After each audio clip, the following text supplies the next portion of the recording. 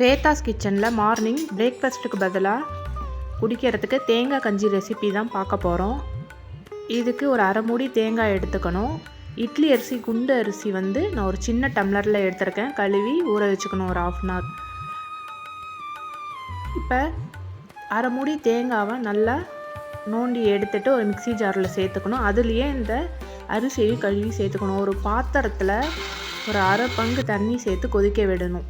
அந்த நேரத்தில் மிக்சியில் இந்த தேங்காயும் அரிசியையும் நல்லாவே நைஸாக அரைச்சி எடுத்துக்கணும். தண்ணி கொதி வந்ததும் இந்த அரைச்ச இதை அதில் சேர்த்து கைவிடாமல் கிண்டிக்கிட்டே இருக்கணும். கொஞ்சம் ஏலக்காய், கொஞ்சம் உப்பு டேஸ்ட்டுக்கு சேர்த்து நல்லா கிளறி விட்டுகிட்டே இருக்கணும். நல்லா வெந்து பபுள்ஸ் வர நேரத்தில் நம்ம தேவையான அளவு சர்க்கரை சேர்த்து குடித்தா ரொம்பவே நல்லாயிருக்கும். வயிற்றில் இருக்க புண்ணு இதெல்லாம் சரி பண்ணும். இது ஆற வச்சு குடிங்க, ரொம்பவே நல்லாயிருக்கும். இந்த வெயில் காலத்தில் குடிக்கிறதுக்கு ரொம்ப நல்லது. தேங்க்யூ.